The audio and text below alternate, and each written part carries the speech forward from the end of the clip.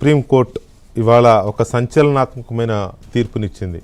నిజానికి ఈ తీర్పుకు సంబంధించిన కేసు కానీ లేకపోతే ఈ వివాదం కానీ భారతదేశంలో ఈనాటిది కాదు, ఎప్పటి నుంచో ఈ వివాదం నలుగుతూనే ఉంది. కాకపోతే ఏంటంటే కొంత సెన్సిటివ్ ఇష్యూ అవ్వడం వల్ల రాజకీయ నాయకులు, రాజకీయ పార్టీలు కూడా దీన్ని అంత సీరియస్గా తీసుకోకుండా వదిలివేయడం వల్ల అది జటిలమై కూర్చుంది. చివరికి ఎవరికి వాళ్ళు ఇండివిజువల్గా తమ దాకా వచ్చినప్పుడు కోర్టు మెట్లు ఎక్కడం, కోర్టులు దాన్ని యాక్సెప్ట్ చేయడం, ఆ కేసుని యాక్సెప్ట్ చేయడంతో ఇండివిజువల్ పరిష్కారాలుగానే ఉంటూ వచ్చాయి. కానీ ఇప్పుడు మాత్రం సుప్రీంకోర్టు ఇచ్చిన ఈ తీర్పు ఒక రకంగా భారతదేశంలో ఉన్న మత మార్పిడులు లేకపోతే మతాలు, కులాలు అనే దానికి ఒక క్లియర్ క్లాసిఫికేషన్ చేసినట్టు అయింది. ముఖ్యంగా ముస్లిం మైనారిటీలకు సంబంధించిన వివాదం లేదు. ముస్లిం మైనారిటీలు వాళ్ళకి ఏ రకమైన రిజర్వేషన్ ఉంటుంది, వాళ్ళు ఏ కేటగిరీకి వస్తారు అనేది క్లియర్గా ఉంది. పైగా ముస్లిం మైనారిటీలు ఒక మతంలో ఉంటూ లేకపోతే వాళ్ళకు ఒక సెపరేట్ కులం అంటూ ఉండదు. వాళ్ళు డెఫినెట్గా వాళ్ళ మతాన్ని వాళ్ళు ఆచరిస్తారు. హిందువులుగా ఉంటూ ఇస్లాంను ఆచరించడం, ఇస్లాంలో ఉంటూ హిందుత్వాన్ని ఆచరించడం ఇలా ఉండదు. అది దే ఆర్ క్లియర్, వాళ్ళకు ఒక స్పష్టత ఉంటుంది. కానీ క్రిస్టియన్లకు వచ్చేసరికి అలా లేదు.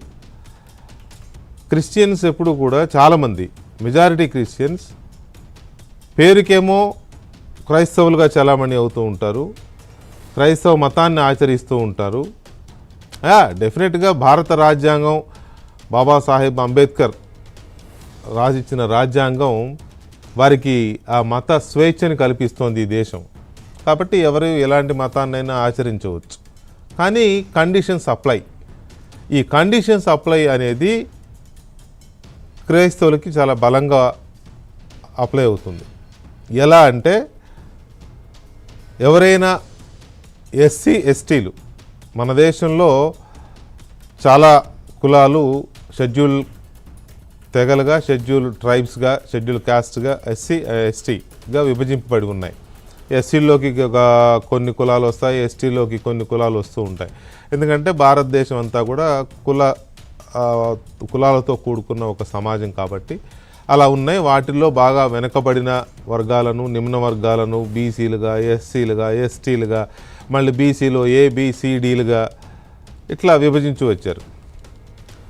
అయితే రాజ్యాంగం చాలా క్లియర్గా చెప్పింది ఏంటంటే ఎవరైతే క్రైస్తవ మతాన్ని తీసుకుంటారో, క్రైస్తవ మతాన్ని ఎవరైతే ఆచరిస్తారో వాళ్ళు ఎస్సీలై గనక ఉంటే వాళ్ళు ఎస్సీలుగా ఆ ఎస్సీ అనే హోదాని కోల్పోవాల్సి ఉంటుంది. బీసీసీగా వాళ్ళు మారిపోతారు. వెనకబడిన హోదా ఉంటుంది తప్ప షెడ్యూల్ కాస్ట్ అనే హోదాని కోల్పోతారు.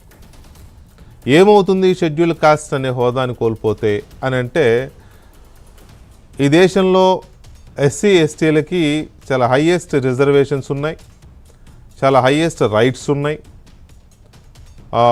వాళ్ళ అప్లిఫ్ట్మెంట్ కోసం, వాళ్ళ అభివృద్ధి కోసం, వాళ్ళ అభ్యున్నతి కోసం చదువులు, ఉద్యోగాలు, ఇతర అన్ని సంక్షేమ పథకాల్లో కూడా ఈ ఎస్సీ ఎస్టీలకి చాలా పెద్దపీట వేస్తుంది భారత రాజ్యాంగం కానీ, భారత ప్రభుత్వాలు కానీ, భారత చట్టాలు కానీ. ఇది ఏ స్థాయిలో ఉంటుంది అంటే ఎస్సీ ఎస్టీ అట్రాసిటీస్ ప్రివెన్షన్ యాక్టే వచ్చింది.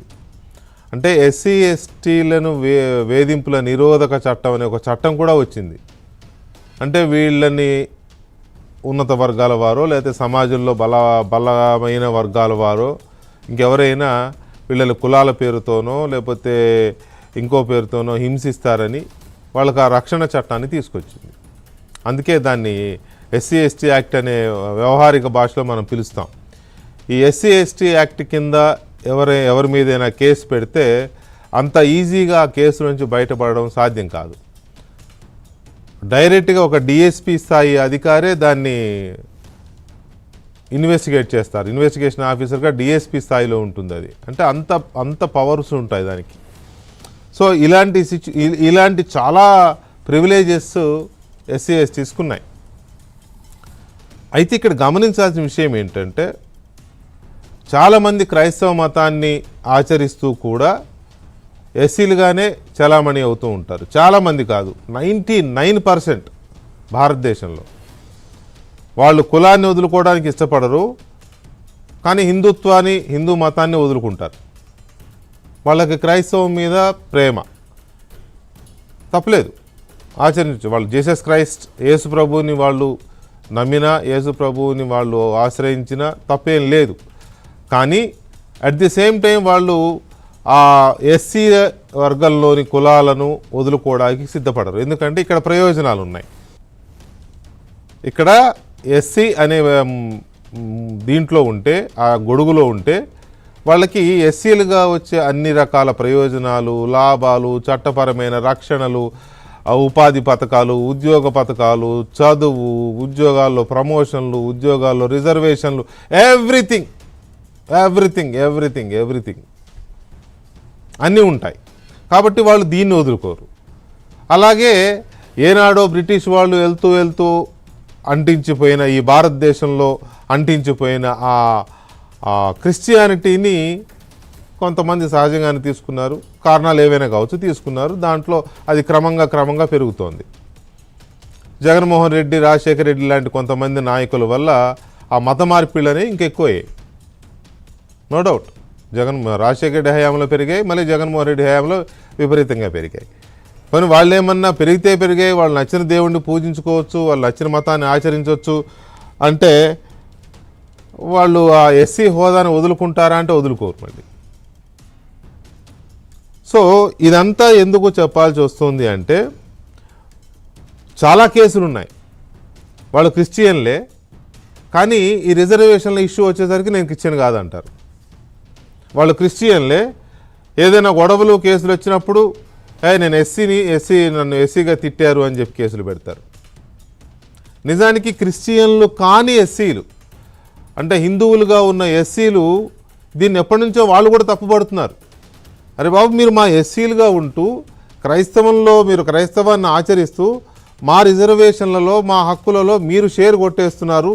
మీరు బీసీలుగా వెళ్ళిపోండి, మీరు ఎస్సీ హోదాను వదులుకోండి అని హిందూ ఎస్సీలు, అంటే దళిత హిందూ అనొచ్చేమో, అది అర్థం అవడం కోసం నేను పదాన్ని వాడాల్సి వస్తుంది. దళిత హిందువులుగా ఉన్న వాళ్ళు ఎప్పటి నుంచో దాని మీద వాళ్ళు కూడా గొడవ పెడుతున్నారు. సరే, ఓకే, ఇది ఒక కాన్ఫ్లిక్ట్. ఈ క్రమంలో గుంటూరు జిల్లా పిట్లవానిపాలెం అనే ఒక విలేజ్లో ఒక చర్చ్, అక్కడ చర్చి అనుమతులు లేకుండా కట్టారు అని కొంతమంది విలేజర్స్ అక్కడికి వెళ్ళి, ఇక్కడ అనుమతి లేకుండా చర్చి కట్టి ప్రార్థనలు చేస్తున్నారు అని చెప్పి వెళ్ళారు. అదేదో వివాదం అయింది. ఓకే, ఆ వివాదం ఎందుకు అయింది ఏంటనేది సెపరేట్ ఇష్యూ. మళ్ళీ వివాదం అయింది. వివాదం అయితే ఆనంద్ అనే పాస్టర్, ఆ చర్చిని నిర్మించిన పాస్టర్, ఆంధ్రప్రదేశ్లో ఒక డిఫరెంట్ కల్చర్ కూడా ఉంటుంది, తర్వాత మాట్లాడుకుందాం. మళ్ళీ ఆనంద్ అనే ఆ పాస్టర్ నన్ను కొట్టడానికి వచ్చారు, నా మీద దాడి జరిగింది, నన్ను కులం పేరుతో తిట్టారు అని చెప్పి ఎస్సీ ఎస్టీ కేసు కంప్లైంట్ ఇచ్చాడు. అది ఆ చర్చి అనుమతి లేదు అని ఎవరైతే వివాదం చేశారో అక్కడికి వెళ్ళి గ్రామస్తులు, వాళ్ళ మీద ఎస్సీ ఎస్టీ యాక్ట్ కింద కేసులు కట్టారు పోలీసులు. వాళ్ళు హైకోర్టును ఆశ్రయించారు ఆధారాలతో సహా. ఇతను క్రైస్తవుడు, పైగా పాస్టర్ కూడా, పైగా మేము వెళ్ళినప్పుడు అతను ప్రార్థనలు కూడా చేస్తున్నాడు. కాబట్టి భారత రాజ్యాంగం ప్రకారం, భారత చట్టాల ప్రకారం ఇతను ఎస్సీ కిందికి రాడు. కాబట్టి మా మీద కట్టిన ఎస్సీ ఎస్టీ చట్టం కింద కట్టిన కేసు చెల్లదు అని ఏపీ హైకోర్టులో వాళ్ళు కేసు వేశారు. ఏపీ హైకోర్టు వాళ్ళు వాదనను సమర్థించింది. ఇతను ఎస్సీ కిందకి రాడు కాబట్టి వీళ్ళ మీద ఎస్సీ ఎస్టీ కేసు పెట్టడానికి వీల్లేదు అని చెప్పి కొట్టేసింది. ఈ ఆనంద్ అనే పాస్టర్ సుప్రీంకోర్టుకి వెళ్ళాడు. ఇవాళ సుప్రీంకోర్టు కూడా ఏపీ హైకోర్టు ఇచ్చిన తీర్పుని సమర్థించి మతమా కులమా ఏదో ఒకటి తేల్చుకోండి అనే తరహాలో అని అందరికీ అర్థమయ్యేలా, ఇంక్లూడింగ్ ఎస్సీలుగా ఉన్న ఈ క్రిస్టియన్లకు కూడా అర్థమయ్యేలా, లేదా క్రిస్టియానిటీలో ఉంటూ ఎస్సీలుగా చలామణి అవుతున్న వీళ్ళకు కూడా అర్థమయ్యేలా, మిగతా సమాజం మొత్తానికి అర్థమయ్యేలాగా విస్పష్టమైన తీర్పునిచ్చింది సుప్రీంకోర్టు. ఇక్కడ మనం గమనించాల్సింది ఏంటి అంటే, మనం అర్థం చేసుకోవాల్సింది, మనం ఇంకా తెలుసుకోవాల్సింది చట్టాల ద్వారా లేకపోతే నిపుణుల ద్వారా, ఈ తీర్పు ఎవరెవరికి వర్తిస్తుంది.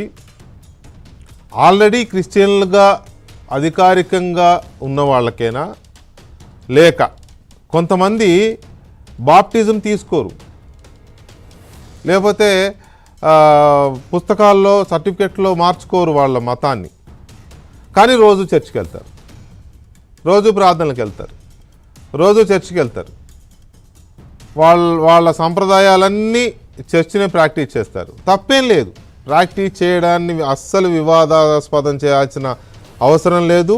We respect them. వాళ్ళ విశ్వాసాలని మనం పూర్తిగా గౌరవిస్తాం. కానీ భారత రాజ్యాంగం చెప్తున్నట్టుగా వాళ్ళ విశ్వాసాలను వాళ్ళు ఆచరిస్తూనే రాజ్యాంగం యొక్క ఆదేశాలను కూడా పాటించాలి. మీరు క్రైస్తవులుగా ఉండదలుచుకున్నారా, ఎస్సీ హోదా వదులుకోండి. మీరు ఎస్సీలుగా ఉండదలుచుకున్నారా, హిందువులుగా ఉండండి, లేదా బౌద్ధులుగా ఉండండి, లేదా సిక్కులుగా ఉండండి. ఈ మూడిట్లోనే ఎస్సీలకి ఎస్సీ హోదా ఉంటుంది.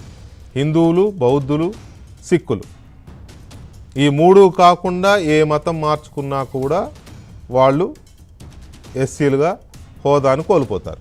తేల్చుకోండి, కులమా మతమా అనేది ఒక పాయింట్. రెండవది,